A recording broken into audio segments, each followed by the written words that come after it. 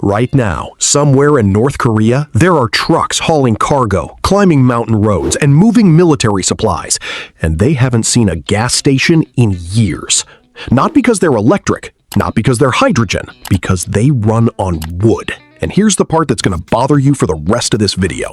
A man in Finland took a 1983 Chevrolet, a full-size V8 truck, bolted a metal cylinder to the back, and drove it 100,000 kilometers. Not a single drop of gasoline. His fuel cost? Whatever wood chips were lying around. While you were paying $4, $5, sometimes $6 a gallon, this V8 was running on tree branches. Stay with me, because by the end of this video, you're going to understand exactly how this works, why it was almost forgotten, and why the people who don't want you to know about it have very good reasons. Here's something that was scrubbed from most modern history books. During World War II, not in one country, not in two, but across all of Europe, cars, trucks, buses, and military vehicles were running on wood gas. Sweden alone had 73,000 vehicles running on wood by 1944. France, 65,000. Finland, 43,000. Germany, 500,000. 500,000 vehicles running on wood in the 1940s. There were 3,000 fueling stations across Germany, but instead of pumps, they had stacks of chopped wood.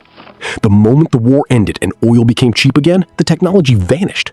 Not because it stopped working, because it became inconvenient for the people selling you gasoline. But there's one country where this technology never died, where it's still being used today on public roads, right now. We'll get to that in a moment. First, let me show you the truck.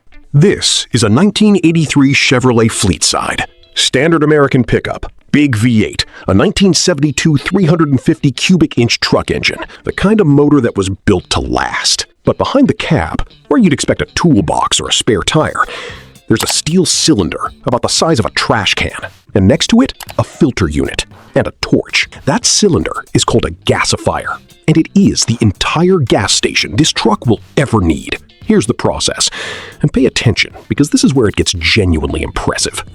You fill the gasifier with wood chips, not logs, not sawdust, chips, roughly the size of your thumb. You light them with newspaper.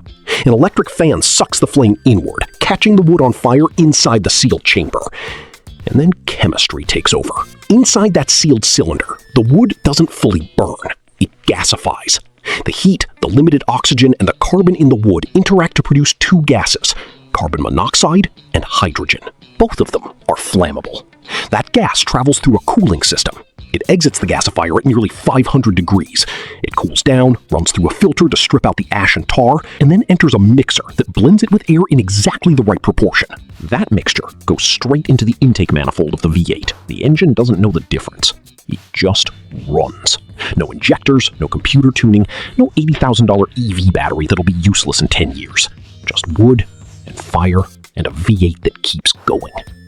Now, I need to tell you something about this engine that the owner discovered after 100,000 kilometers. It's still running. No major engine failures, no catastrophic buildup. But there is one thing that can destroy this entire system in hours if you get it wrong. We'll get to that. Remember that country I mentioned where this technology never died? North Korea. Right now, on roads outside Pyongyang, you can see Sungri 58 trucks, Soviet-era design, 6-cylinder engines, with massive metal cylinders welded to their frames, belching smoke as they haul cargo through mountain passes. These trucks were designed in the 1950s. They are still running on wood because international sanctions cut off North Korea's oil supply. And here's what's remarkable about what happened there. They didn't invent a new technology. They didn't spend billions on R&D. They went backward to a technology from the 1940s, and it worked. A truck running on wood gets maybe 50 kilometers per tank of wood.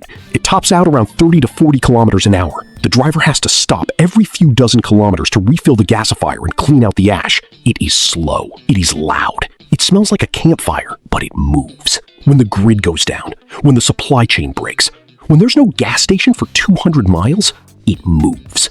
Think about that for a second. Here's the practical question you're asking right now. How much wood are we actually talking about? The Finnish Chevrolet, real-world numbers, burns between 35 and 40 kilograms of wood chips per 100 kilometers. That's about 80 pounds to go 60 miles. Now, that sounds like a lot, but consider a cord of dry hardwood, the kind stacked in millions of American backyards right now, costs between $200 and $400 depending on where you live. That same cord contains enough energy to drive this truck roughly 500 to 600 miles. At today's gas prices, that same distance in a V8 truck costs you between $70 and $100 in gasoline.